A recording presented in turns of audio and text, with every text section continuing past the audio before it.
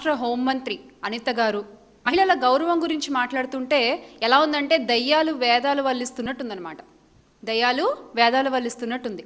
అసలు గత 2 ఏళ్లుగా తీసుకుంటే ఎవరు మహిళల గురించి అనుచిత వ్యాఖ్యలు చేశారు? మహిళా నాయకుల కుటుంబాలపై బురద జల్లుతూ మాట్లాడారు. ఎవరు మాజీ మంత్రి కూతురు గురించి ఇష్టం వచ్చినట్టుగా మాట్లాడారు. ఎలా మీరు మండలిలో మా ఎమ్మెల్సీని సంబోధించారు. ఇవన్నీ కూడా గనక రికార్డ్ ఒకసారి చూస్తే ఎవరు మహిళలకి గౌరవం ఇవ్వట్లేదు అన్న విషయం అందరికీ అర్థమవుతుంది. ముఖ్యంగా చెప్పాలంటే మన రాష్ట్ర హోంమంత్రి గారు, మన పాయకరావుపేట పాపమ్మ గారు, అనిత గారు, ఆవిడ ఒక ట్రాక్ రికార్డ్ని చూసుకోవాలి. ఒక్కసారి వెనక్కి తిరిగి వెళ్ళి మేము అధికారంలో ఉన్నప్పుడు మీరు ఎలా మాట్లాడారు మా నాయకులను ఉద్దేశించి అన్న విషయం ఒక్కసారి గుర్తు తెచ్చుకోవాలి. అంత హీనంగా అంత దారుణంగా అయితే ఎవ్వరు మాట్లాడట్లేదు మా పార్టీ నుంచి. అలాగే గత 2 ఏళ్లుగా మీరు అధికారంలోకి వచ్చిన దగ్గర నుంచి మీరు ఎన్నిసార్లు మా మహిళా నాయకుల గురించి మాట్లాడలేదు?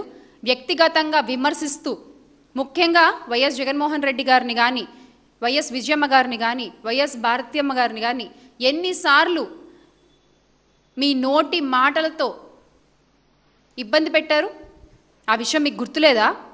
మీకు గుర్తు లేకపోయినా అనిత గారు మాకు గుర్తుంది. ఒక్కసారి చూద్దామా? మీరు మాట్లాడిన అందమైన రాజభాష అని మీరు అనుకుంటున్నారే, ఆ భాషను ఒకసారి విందామా మనం? విజయలక్ష్మి గారిని ఏమని పిలుస్తారమ్మా? అందరూను విజయమ్మ. భారతిరెడ్డి గారిని భారతమ్మ. విజయమ్మ గారిని విజయమ్మ అని పిలుస్తారు, భారతిరెడ్డి గారిని భారతమ్మ పిలుస్తారు. మరి వీళ్ళ అమ్మ అని పిలిచిన భారతమ్మ అని పిలిచిన వాళ్ళకి వీళ్ళ నాన్నలకి ఏమవుతాడో ఒక్కసారి మనం కూడా ఆలోచన చేసుకోవాలి. అంటే నేను ఒక మాట అన్న, తనకంటుకున్న బురదని 10 మందికి అంటించాలని కొన్ని జంతువులు ప్రయత్నం చేస్తూ ఉంటాయి. అలాగే యాస్టీస్ జగన్మోహన్ రెడ్డి గారు కూడా అదే పని చేస్తున్నారు. నాకు ఇచ్చిన టైం ఇది, నువ్వెవరు చెప్పడానికి నాకు మాట్లాడమని? స్పీకర్ గారు నాకు ఇచ్చిన టైం ఇది, నువ్వెవరు చెప్పడానికి నాకు మాట్లాడమని? బయటకు వస్తే అనాపాయసకి పనికిరానోడు 5 రూపాయల పోస్టు గురించి మమ్మల్ని తీసుకొచ్చి వీధిలో పెడతాడా? కొడవల నుంచి కత్తికొచ్చింది, కత్తి నుంచి గొడ్డలికి వచ్చింది. ఇప్పుడు గొడ్డలి పట్టి కాక ఇంకేమంటాం? ఈరోజు ఎక్కడో బెంగళూరులో కూర్చొని లిటరల్లీ చెప్పాలంటే పులిహోర కబుర్లు మాట్లాడుతున్నాడు. నా దగ్గరికి వచ్చే ధైర్యం అయితే వైఎస్ఆర్సీపీలో ఎవరికీ లేదు. ఈ రోజే మా వాళ్ళు అన్నారు, ఈ లండన్ మందులు మానేసి మెడికల్ కాలేజీల గురించి మాట్లాడుతున్నాడండి అని.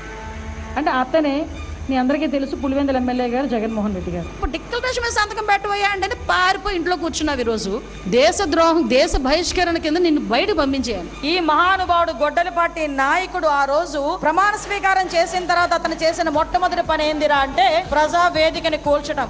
ఎంత సైకో కాకపోతే అదే ప్రజావేదికలో కూర్చుంటాడంట, అదే ప్రజావేదికలో ఐఏఎస్ ఆఫీసర్లతో మీటింగ్ పెడతాడంట, బయటకు వచ్చి దీన్ని కూల్చేయండి అని చెప్పాడంటే ఆ రోజు నుంచి సైకో పరిపాలన కొనసాగింది అని చెప్పడానికి అది మొట్టమొదటి ఉదాహరణగా మనం భావించవచ్చు. ఇదా భాష మాట్లాడాల్సింది?